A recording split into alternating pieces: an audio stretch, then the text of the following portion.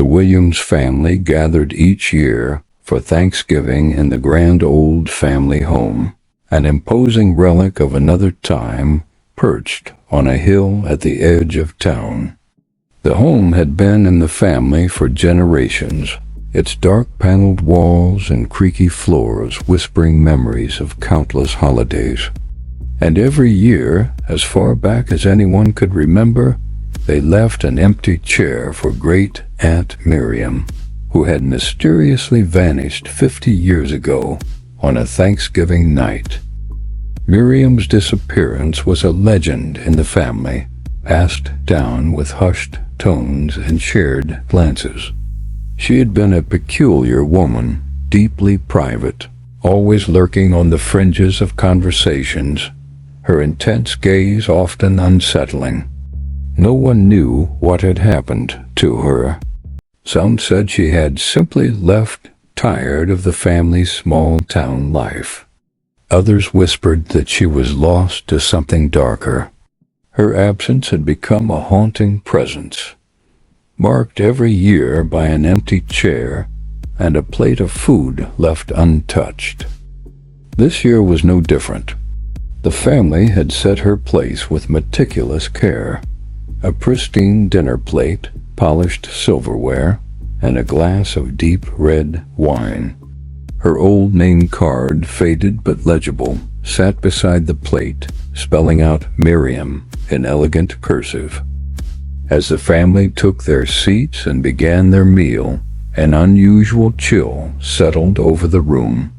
The fireplace, which had been crackling warmly just moments before, seemed to sputter, the flames shrinking and casting long, wavering shadows across the table. Someone muttered about a draft, though every window was firmly shut, and the thick, heavy curtains were drawn tight. Then a faint whisper drifted through the room. The voice was barely audible, a thin, wavering sound that sent a shiver down everyone's spine. "Don't forget me." Everyone froze. Plates and forks were suspended in midair, eyes darting around the table in silent alarm. But no one said anything. The adults exchanged nervous smiles, hoping to brush it off as a trick of the wind or the groaning of the old house. The tension melted away, but a faint unease lingered in the air as they resumed their meal. But then little Lucy, barely 6 years old, gasped and pointed at the empty chair. Her eyes were wide, her tiny hand trembling. "Look," she whispered, her voice barely a squeak. Every head turned. The once empty plate at Miriam's place was now full of food turkey, stuffing, cranberry sauce, all meticulously arranged, as if someone had prepared the plate with great care.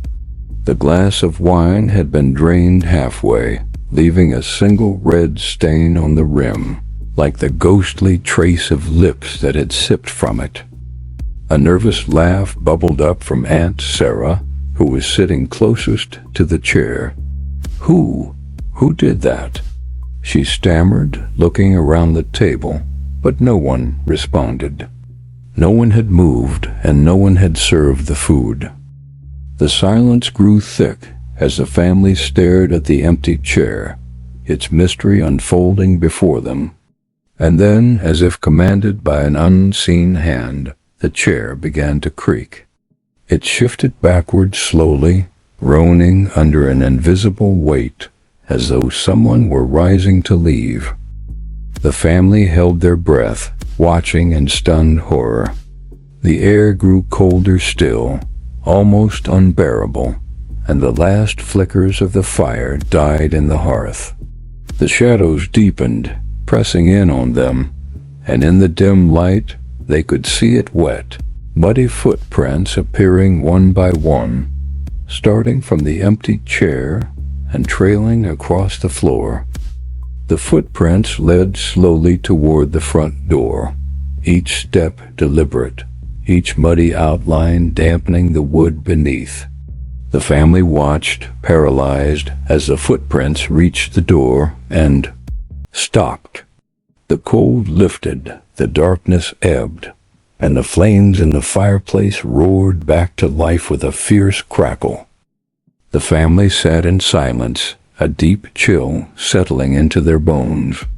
They looked back at Miriam's place, where her plate was once again empty, and her glass of wine was mysteriously full.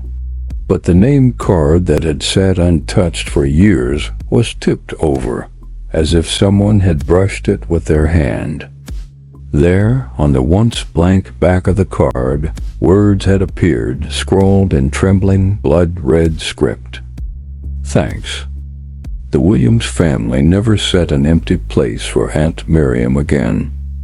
The Williams